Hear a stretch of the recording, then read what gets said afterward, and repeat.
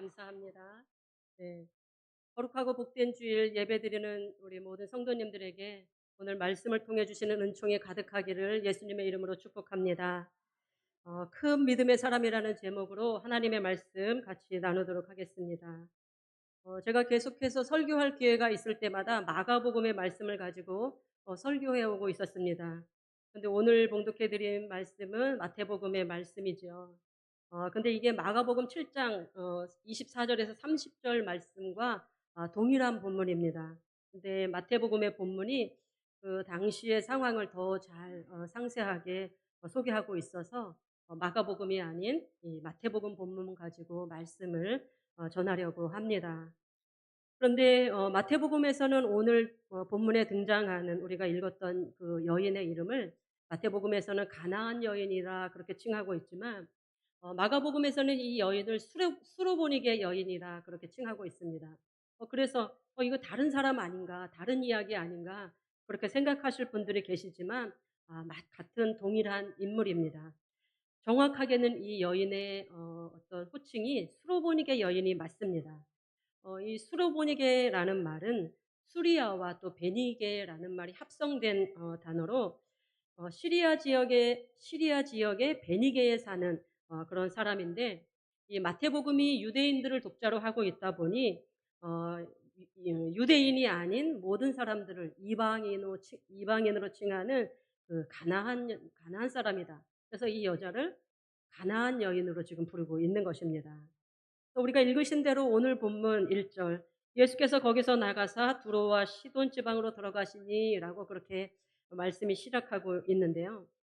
이 말씀이 단순하게 보면 지금 예수님께서 계시던 곳이 있었고 그곳을 떠나서 두로와 시돈 지방으로 가셨구나라고 우리가 그렇게 단순하게 생각할 수 있습니다. 그렇지만 유대인이신 예수님께서 두로와 시돈으로 가셨다라고 하는 것은 많은 의미들, 굉장한 의미가 포함되어 있는 말씀입니다. 두로와 시도는 갈릴리 북쪽 지중해 해변에 위치한 이방 지역입니다. 유대인들은 이방 사람들을 어떻게 생각했습니까? 버림받고 저주받은 사람들로 생각했습니다. 그래서 이방에 따른 버림받은 땅이고 저주받은 땅입니다. 그런데 예수님께서 어떻습니까? 그 이방인의 땅으로 들어가신 것입니다. 예수님께서 이방인의 땅으로 지금 가신 이유가 있습니다. 지난 금요일에도 함께 말씀을 나누었던 것처럼 예수님께서 지금까지 주로 사역을 갈릴리 지역에서 사역을 해오셨습니다. 그곳에서 말씀으로 가르치시고 또 병자들을 고치시고 또 귀신을 쫓아내주시는 그런 일들을 계속적으로 해오고 계셨는데, 바로 앞장에서는 오병이어의 기적으로 5천 명을 먹이신 그런 사건이 있었습니다. 그런데 바리새인과 서기관들이 예루살렘에서 찾아와서 예수님을 트집 잡으며 공격하고 있었던 것입니다. 계속해서 바리새인과 서기관들은 예수님께서 어떤 사역을 정리하고 난 후에 보면 찾아와서 그렇게 예수님의 사역을 지적하였습니다. 금식하지 않고 있는 그 제자들을 보고는 왜 당신의 제자들은 금식하지 않습니까? 그렇게 질문하였고요.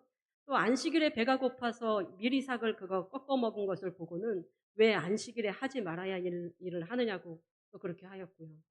또 예수님께서 안식일에 손 마른 사람을 고치셨는데 고치는지 안 고치는지 아주 주의하고 또 이제 지적하려고 바라보고 있었습니다.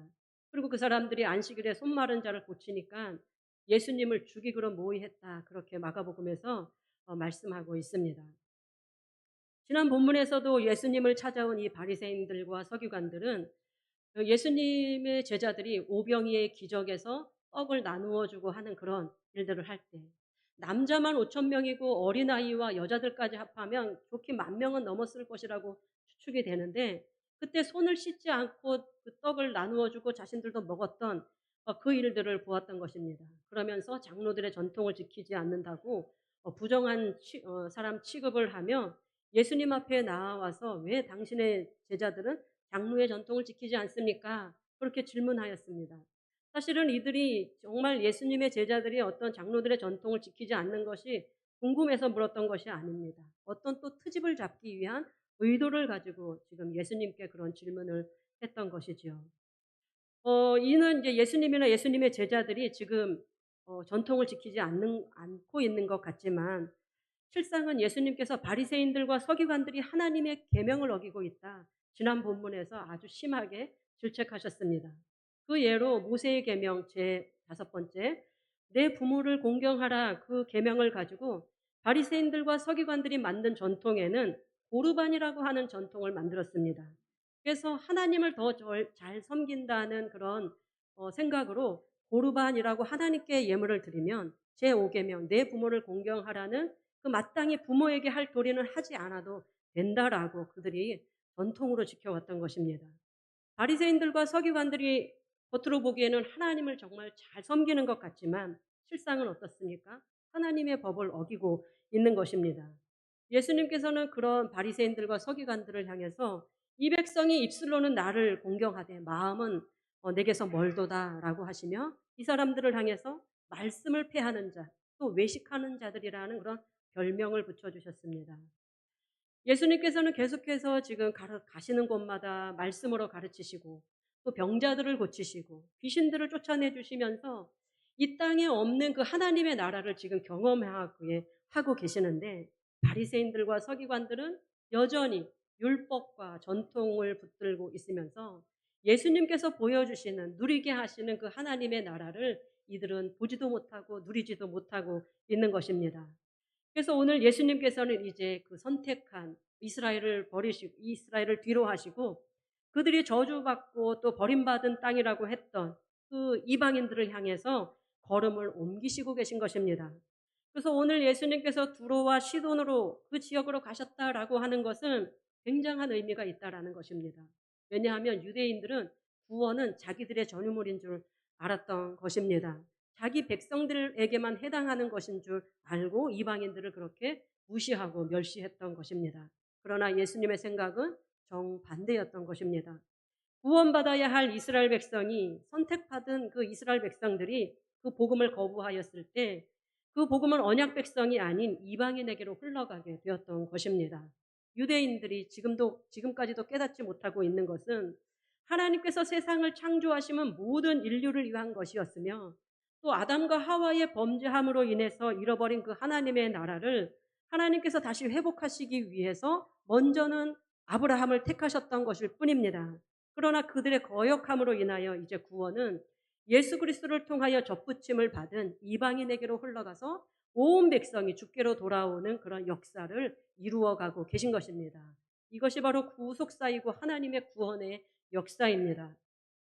그런 의미에서 오늘 본문 말씀은 하나님의 구원의 역사가 이방인을 위해 열어지는 그 시작점이라고 할 수 있습니다.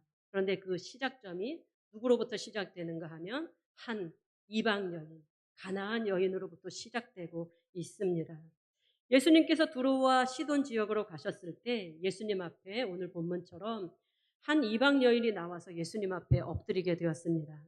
이 여인이 얼마나 다급했는지 소리 지르며 지금 예수님 앞에 나와서 이렇게 외칩니다. 우리 그 외침의 말씀을 22절 말씀을 통해서 같이 다시 한번 읽어보도록 하겠습니다. 가나안 여자 하나가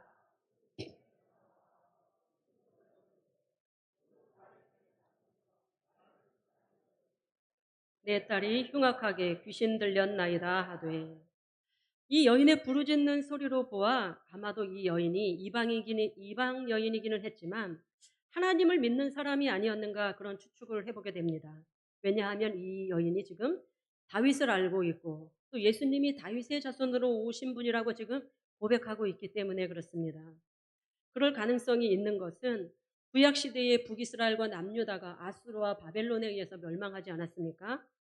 그런데 포로로 잡혀갔던 사람들이 70년 만에 다시 귀환하게 되었을 때에 포로 생활에서 귀환하지 않고 여전히 그 이방 땅에서 머물러 살았던 유대인들이 있었습니다.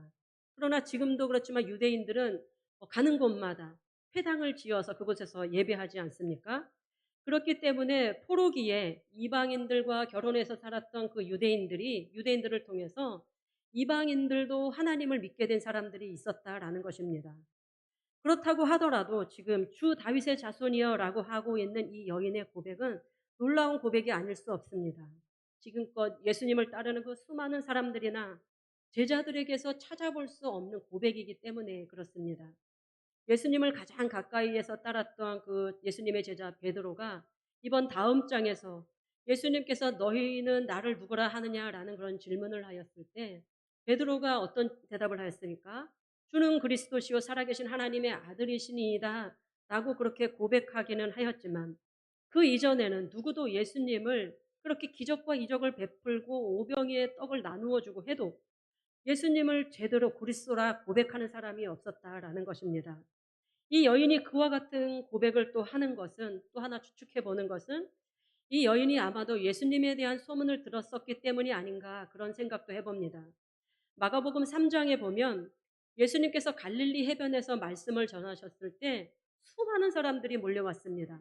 너무나 많은 사람들이 몰려와서 예수님께서 해변에 계셨을 때에 해변에 계시지 못하고 배에 올라가서 말씀을 전하셨던 때가 있습니다.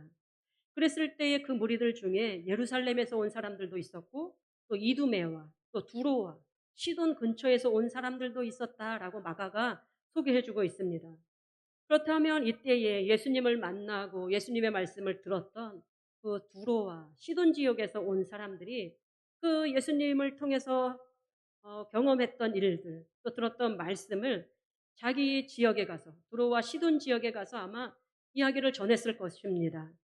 그래서 이 소문을 이 여인이 들었고 이 여인이 믿음을 가지게 되었을 수도 있다라는 것입니다. 로마서 10장 17절에 말씀하고 있는 것처럼 믿음은 어떻습니까? 믿음은 들음에서 나며 들음은 그리스도의 말씀으로 말미암느니라 라고 말씀하지 않았습니까? 예수님에 대한 이 이야기, 소문을 들은 이 여인에게 믿음이 생겨났을 것이다 라는 그런 추측을 해보는 것입니다. 그런데 이 여인에게 아주 큰 문제가 있었습니다. 그것은 다름 아닌 여인의 딸이, 이 어린 딸이 흉악하게 귀신이 들린 것입니다. 생각해 보십시오. 한참 예쁘게 커가야 할 이 어린아이가 귀신이 들려서 자기 정신으로는 살아갈 수가 없는 것입니다. 거라사 군대 귀신 들린 사람의 이야기를 통해 귀신 들린 사람을 우리가 어떤 사람인지 알지 않습니까? 그리고 또 많은 성도님들 실제적으로 귀신 들린 사람을 본 적도 아마 있으실 것입니다. 귀신 들린 사람, 거라사 군대 귀신은 어떻습니까? 무덤 사이에 거하면서 소리 지르고 또 돌로 자기의 몸을 막 해하면서 또 어디서 그런 힘이 나오는지 아무도 그를 잡아서 묶어둘 수가 없었다. 그렇게 말씀하고 있습니다. 가나안 여인의 딸이 그 지경에 놓여 있었던 것입니다. 자녀를 둔 부모라면 이 우리가 자녀가 어떻습니까? 감기만 걸려서 열이 높이 올라가도 얼마나 우리의 애가 타고 걱정이 됩니까? 또 어디 넘어서서 상처만 나도 안타깝고 속이 상한데 이 어린 딸이 흉한 귀신이 들렸으니 이 여인의 마음이 얼마나 아팠겠는지요. 더구나 귀신 들린 것은 어떻습니까? 약도 없습니다. 아무리 현대의학이 발달했다 해도 못 고치는 병이 바로 이 귀신 들림입니다. 아마도 이 여인은 어린 딸에게서 그 귀신을 쫓아내기 위해서 안 해본 일이 없었을 것입니다. 당시 헬라 문화가 이 만연했던 그런 시대였었으니까 이방 신들에게 빌어도 보고 또 축기를 행하는 그런 자들을 찾아가 보기도 하고 또 용하다는 사람을 찾아가 보기도 하고 그렇지 않았겠습니까? 그러나 그 어느 누구도 이 어린 딸에게서 귀신을 쫓아내주지 못한 것입니다. 그런데 이 여인이 예수님이 자기 마을에 오셨다라는 그런 소식을 들은 것입니다. 그러니까 우리가 소문을 들어서 이 여인에게 예수님에 대한 믿음이 생겼는지, 또 하나님을 본래 믿었던 사람인데 예수님을 본 순간 이 사람은 메시아다, 그리스도시다 라고 믿었던 그 믿음 때문인지 예수님은 지금 예수님 앞에 나아가서 자신의 딸에게서 딸이 귀신 들린 그것을 쫓아내 달라고 간구하고 있는 것입니다. 주 다윗의 자손이여 나를 불쌍히 여기소서, 내 딸이 흉악하게 귀신 들렸나이다. 여인은 예수님 앞에 큰 소리로 외쳤습니다. 그런데 예수님은 어떻습니까? 아무런 대답이 없으십니다. 우리 23절 말씀을 같이 읽도록 하겠습니다. 예수는 한 말씀도 대답하지 아니하시니 제자들이 와서 청하여 말하되 그 여자가 우리 뒤에서 소리를 지르오니 그를 보내소서. 아멘. 예수님은 지금 누구든지 예수님을 찾아오는 사람들을 거절하지 아니하시고 누가 병이 들었으면 병을 고쳐주시고 또 귀신을 쫓아내 주시고 또 문제를 해결해 주셨습니다. 그리고 기독교의 가장 큰 가치가 있다면 사랑과 또 차별이 없어야 되는 것 아닙니까? 그런데 예수님께서는 이렇게 간곡하게 예수님 앞에 나온 이 여인의 부르짖음을 외면하는 것처럼 보인다라는 것입니다. 그러자 예수님의 제자들이 뒤에서 보다가 예수님께서 왜 이러시지? 불안했던지 예수님께 그렇게 말합니다. 예수님, 그 여자가 뒤에서 소리를 지르니 얼른 그의 간청을 들어주시고 보내시지요. 라고 예수님께 요청을 하는 것입니다. 그러자 침묵하고 계셨던 예수님께서 24절에 이렇게 말씀하십니다. 우리 24절 말씀을 같이 읽도록 하겠습니다. 예수께서 대답하여 이르시되 나는 이스라엘 집에 잃어버린 양 외에는 다른 데로 보내심을 받지 아니하였노라 하시니. 아멘. 예수님의 대답은 마치 이방인에게는 구원이 없다. 나는 이스라엘을 구원하기 위해서 왔지 이방인은 나와 상관이 없다. 아주 철저하게 이방인을 지금 배제하고 있는 것처럼 지금 보입니다. 그러나 예수님께서 지금 이 여인에게 이렇게 말하는 것이 정말 이방인을 배제하고 이스라엘의 구원을만을 위해서 오셨다는 것을 지금 말씀하고 있는 것이겠습니까? 그렇지 않습니다. 물론 그 당시 예수님의 주된 사역은 주된 관심과 그 사역의 대상은 이스라엘 백성들이었었습니다. 그렇지만 예수님은 분명 온 이스라엘의 구원 계획을 이루시기 위해 오신 것입니다. 더구나 제자들이 지금 두로와 시돈 지역으로 가시자고 해서 예수님을 모셔간 것도 아닙니다. 예수님 스스로 이방 지역으로 가신 것입니다. 그런데 예수님께서 왜 이 이방 여인을 거절하는 것처럼 대하시는 것입니까? 그 이유는 예수님께서 이 가나안 여인의 믿음을 테스트하기 위함이라고 볼 수 있습니다. 이 가나안 여인에게서 정말 네가 나를 다윗의 자손으로 고백하고 있다면 이 여인의 믿음이 정말 진실한 것인지 그 하나님에 대한 믿음의 진실성을 예수님께서 보시기 위해서 계속적으로 거부하고 있는 것입니다. 하나님께서는 때론 저와 여러분의 믿음을 테스트하실 때가 있으십니다. 그래서 우리가 간절히 기도해도 하나님께서 응답해 주시지 않고 못 들은 척 하시는 것 같이 여겨질 때가 있습니다.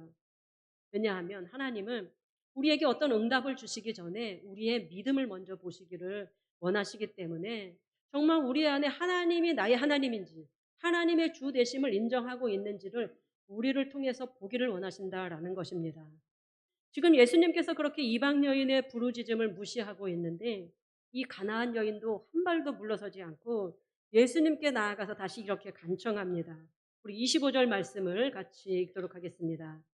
여자가 와서 예수께 절하며 이르되 아멘.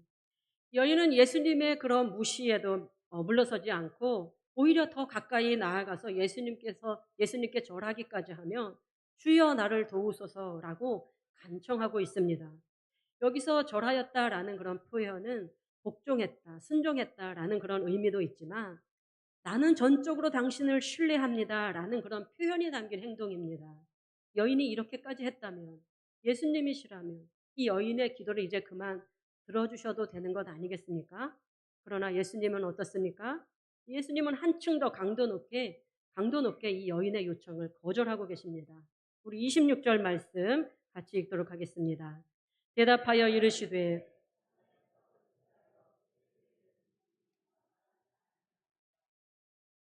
저와 여러분이 이런 말을 들었으면 그 자리에 어, 앉아 계실 분이 있겠습니까? 아마 우리들 중엔 저도 그렇죠. 자리를 박차고 일어났을 수도 있습니다. 아니 아무리 예수님이셔도 그렇지 사람을 개취급하는가 앉아 있을 사람이 있겠습니까? 이스라엘 사람들에게나 우리나라 사람들이나 사람을 개취급하는 것은 사람을 아주 가장 멸시하는 말 아닙니까? 그런데 예수님께서는 몇 번이나 이 간절히 요청하는 이방인의 그 요청을 무시하시고 그 멸시하기까지 지금 하고 계신 것입니다. 우리가 주님께 때론 기도할 때도 우리가 그 기도하는 것에 지쳐가도록 하나님께서 응답해 주시지 않을 때가 있습니다. 그럴 때 주님께서는 나를 거절하시고 내 기도는 들어주시지 않으시기로 작정한 것처럼 생각될 때가 있습니다. 그러다 보면 어떻습니까? 대부분의 성도님들이 기도하다 포기하고 맙니다. 그런데 이 여인은 어떻습니까? 27절 말씀 같이 읽도록 하겠습니다. 여자가 이르되 주여 올소이다마는 개들도 제 주인의 상에서 떨어지는 부스러기를 먹나이다 하니. 아멘. 이 여인은 예수님께서 그렇게 무시하시고 지금 멸시하는데도 불구하고 오히려 포기하지 않고 예수님 앞에서 자신을 낮추며 네, 맞습니다, 주님. 그러나 개들도 제 주인의 상에서 떨어지는 부스러기를 먹습니다. 그러니 제게 그 부스러기 은혜라도 주십시오라고 하고 있는 것입니다. 이 여인은 예수님의 무시와 멸시를 당연한 자기의 것으로 받아들이고 있습니다. 맞습니다, 주님. 저는 그런 존재입니다. 그러니 제게 부스러기 은혜라도 주십시오. 라고 끈질기게 요청하고 있는 것입니다. 이 여인의 대답에 예수님께서 크게 놀라시고 28절에 이렇게 말씀하십니다. 우리 같이 28절 말씀 같이 읽도록 하겠습니다. 이에 예수께서 대답하여 이르시되 여자여 내 믿음이 크도다. 내 소원 되리라 하시니 그때로부터 그의 딸이 나으니라. 아멘. 예수님께서 이 여인의 이 믿음의 고백, 계속된 무시와 멸시에도 예수님을 떠나지 아니하고 자신을 낮추는 그 겸손한 믿음 보시고 이 여인에게 내 믿음이 크도다라고 그렇게 말씀하시고 그 여인의 딸에게서 귀신을 쫓아내 주셨습니다. 예수님께서 오늘 이 가나안 여인의 믿음을 크다고 이렇게 하시는 것을 보면 분명 믿음에도 큰 믿음이 있고 작은 믿음이 있는 것이 맞는 것 같습니다. 그렇다면 여러분, 믿음이 크다라는 것은 오늘날 어떤 모습을 말하는 것일까요? 예배를 한 번도 빠지지 않고 드리면 믿음이 큰 것인가요? 또 헌금을 많이 드리면 또 믿음이 큰 사람일까요? 또 아니면 선행을 많이 하는 사람이 믿음이 큰 것일까요? 어떻게 보면 외형적으로 보면 그렇게 보일 수도 있을 것입니다. 그리고 믿음이 없이는 또 그렇게 살 수도 없을 것입니다. 그러나 예수님이 보시는 그런 큰 믿음은 우리가 생각하는 것과 다르다라는 것입니다. 예수님은 이 여인과 같은 믿음을 큰 믿음이라 그렇게 말씀하십니다. 그러면 이 여인의 큰 믿음은 어떤 믿음입니까? 우리 먼저 첫 번째 정해 놓으신 큰 믿음, 어떤 믿음인지 같이 읽도록 하겠습니다. 이 여인의 믿음은 자신의 문제 가지고 예수님 앞에 나아가는 믿음입니다. 오늘날 우리나라는 경제적으로 유례 없이 성장해서 선진국이 되었습니다.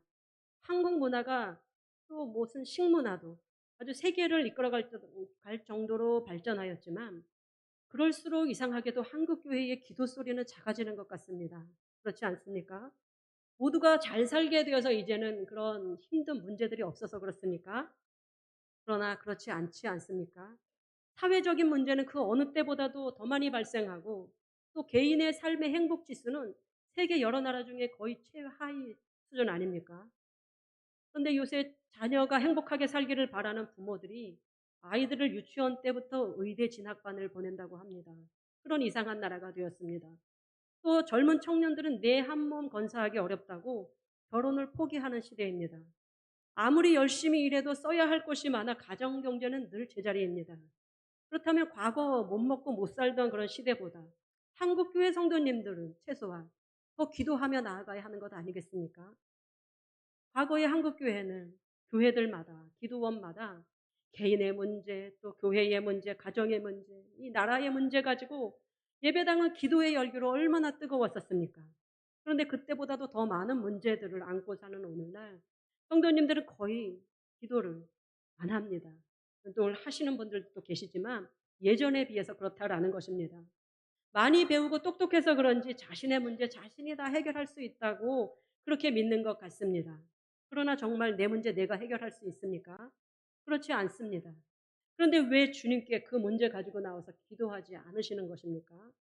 오늘 예수님께서 이 가나안 여인의 믿음을 크다고 하시는 것은 이 여인에게는 자신의 문제 가지고 예수님 앞에 나아가는 그런 믿음이 있었다라는 것입니다. 내 문제 오직 예수님만이 해결하실 수 있다라는 그 믿음이 그 여인에게 있어서 예수님 앞에 그렇게 무시와 멸시를 당해도 그렇게 엎드리는 것입니다. 두 번째, 이 여인의 믿음을 크다고 하시는 이유를 같이 읽어보도록 하겠습니다. 이 여인에게는 주님 앞에 자신의 존재가 얼마나 형편없는 존재인지 인정하는 그런 믿음이 있었습니다. 하나님 앞에 우리는 어떻습니까? 다 죄인입니다. 예수 그리스도께서 우리를 위해 피 흘려주시지 않으셨다면 주님 앞에 나아갈 수 있는 사람은 아무도 없습니다. 예수님 앞에 나아간 이 여인은 자신의 존재가 주님 앞에 어떤 존재인지 알았습니다. 그래서 예수님께서 자신을 무시하고 멸시해도 옳습니다. 주님, 저는 그와 같은 존재입니다. 그러니 제게 그 부스러기 은혜라도 주세요. 그렇게 무시와 거절에도 불구하고 이 여인은 계속해서 주님, 주님, 주님 하고 주님께 나아가는 것입니다. 이사야 41장 14절에 이런 말씀이 있습니다. 너 버러지 같은 야곱아, 너희 이스라엘 사람들아 두려워하지 말라. 나 여호와가 말하노니 내가 너를 도울 것이라. 내 구속자는 이스라엘의 거룩한 이인이라. 라는 그런 말씀이 있습니다. 하나님께서 그토록 사랑하셔서 선택하신 이스라엘 백성들을 뭐라고 부르십니까? 버러지라고 부르고 있습니다. 죄인이기 때문에 그렇습니다. 그렇지만 하나님께서는 그 백성들을 사랑하셔서 지켜주시고 인도해 가셨지요. 그러니까 하나님의 말씀대로 살지 않는 이스라엘 백성들을 향해서 너 버러지 같은 야곱아 그렇게 말씀하시는 그것은 그 사람들이 죄를 지어서 그 사람들만을 향한 말씀이 아니라 오늘 저와 여러분을 향해서도 하시는 말씀 아닙니까? 그런데 예수님께서 우리를 위하여 피를 흘려 주셨기 때문에 우리는 주님 앞에 나아갈 수 있었고 천국을 소유한 자로 살아갈 수 있고 하나님의 나라 백성 된 것입니다. 그런데 이 여인이 지금 주님 앞에 자신의 존재가 정말 어떤 존재인지 알고 주님 앞에 자신을 그런 버러지 같은 존재로, 개 같은 존재로 낮추며 나아간 것을 보신 예수님께서 이 여인의 믿음을 크다라고 하신 것입니다. 또 이 여인의 믿음을 크다고 하신 세 번째 이유 같이 읽어보도록 하겠습니다. 이 여인의 믿음이 큰 것은 문제가 해결되기 전에는 주님 앞에서 떠나지 않는 끈질김입니다. 이 여인은 계속해서 간절히 부르짖는 자신의 요청이 무시되었는데도 주님 곁을 떠나지 않았습니다. 다시 절까지 하며 주여 나를 도와주소서 그러게 또 요청하고 나아갔는데도 예수님께서는 배치골 하시며 이 여인의 소원을 들어주지 않았습니다. 그런데도 불구하고 이 여인은 자신을 개로 낮추며 주여 올소이다마는 개들도 주인의 상에서 떨어지는 그런 부스러기를 먹습니다 라고 고백하며 끈질기게 예수님을 붙들고 있는 것입니다. 그래서 어떻습니까? 예수님께서 이 여인의 믿음을 크다 하시며 딸에게서 귀신을 쫓아내 주신 것입니다. 구약 성경에도 이와 같이 끈질긴 믿음의 사람이 있습니다. 누구입니까? 야곱입니다. 야곱이 삼촌 라반의 집에서 종살이를 하다가 하나님께서 야곱을 이제 고향 땅으로 돌아가고 하셨을 때에 야곱이 형 에서를 만나러 가려고 고향 마을 어귀에 도착했는데 형 에서를 만나려고 하니까 마음에 두려움이 밀려왔습니다. 그 두려움이 얼마나 컸는지 야곱이 자신의 재물을 형에게 셋대로 나누어서 이렇게 보내기까지 하면 형이 나를 이제 사랑해주고 용서해주겠지 라는 그런 마음으로 형의 마음을 누그러뜨리려고 했습니다. 그렇게 했는데도 불구하고 마음에 그 두려움이 가시지 않자 야곱은 야복나루에 홀로 남아서 하나님의 사자와 밤새도록 씨름하였습니다. 하나님의 사자가 축복해 주시기 전에는 놓아주지 않으려고 밤새 씨름을 한 것입니다. 그렇게 하나님의 사자를 붙들고 늘어지자 하나님의 사자가 야곱의 환도뼈를 치지 않았습니까? 결국 야곱은 어떻습니까? 그 씨름에서 이기고 축복을 받아냈습니다. 바로 이 가나안 여인의 믿음이 바로 이 야곱과 같은 끈질긴 믿음이다라는 것입니다. 저와 여러분에게도 이와 같은 믿음이 있기를 원합니다. 오늘 이후로 내 힘, 내 능력 의지하며 살아가지 마시고 내 문제 주님 앞에 가지고 나아가는 저와 여러분 되기를 원합니다. 그리고 우리의 연약함을 주님 앞에서 인정하며 나아가기를 원합니다. 우리의 연약함을 인정하면 인정할수록 하나님은 더 크시기 때문에 때로는 우리의 기도의 응답이 더디더라도 포기하지 마시고 끈질기게 기도하시는 저와 여러분 되었으면 좋겠습니다. 그러면 여인의 간청이 응답된 것처럼 우리의 간절한 기도에도 우리 하나님께서 응답해 주시는 줄로 믿습니다. 하나님께서는 어쩌면 이 가나안 여인의 믿음을 시험하시기 위해서 그러한 계속적으로 거절하셨던 것처럼 우리에게도 그런 문제 상황을 통해서 하나님 앞에 가져 나오기 위해서 오게 하시려고 지금 우리의 믿음을 테스트하고 있는 줄 모릅니다. 그렇다면 하나님께서는 그 문제의 상황을 통해서 우리와 씨름하고자 하시는 것이겠습니까? 가나안 여인의 요청을 계속해서 들어주시지 않은 것이 네가 이기나 내가 이기나 해보자고 지금 예수님께서 그렇게 하신 것입니까? 그렇지 않습니다.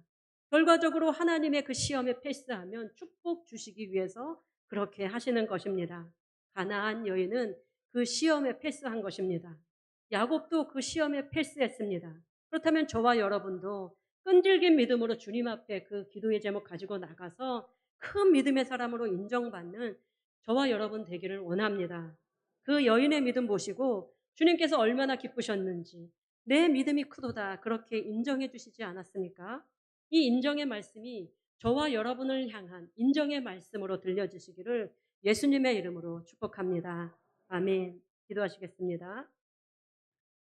사랑과 은혜가 풍성하신 아버지 하나님, 오늘 이 가나안 여인의 믿음을 보면서 또 우리의 믿음의 현주소는 어디에 있는지 돌아봅니다. 삶에 이런저런 문제가 있음에도 불구하고 하나님 앞에 그 문제 가지고 나가지 못하고 내 문제 내가 해결할 수 있다고 발버둥 치고 힘겹게 씨름하며 살아가고 있지는 않은지요. 가나안 여인처럼 그 어떠한 문제든지 주님만이 내 문제 해결해 주실 수 있다라는 믿음 가지고 오직 주님 붙들고 기도하며 살아가는 우리 인천신광교회 모든 성도님들 되시도록 주님 축복하여 주시옵소서.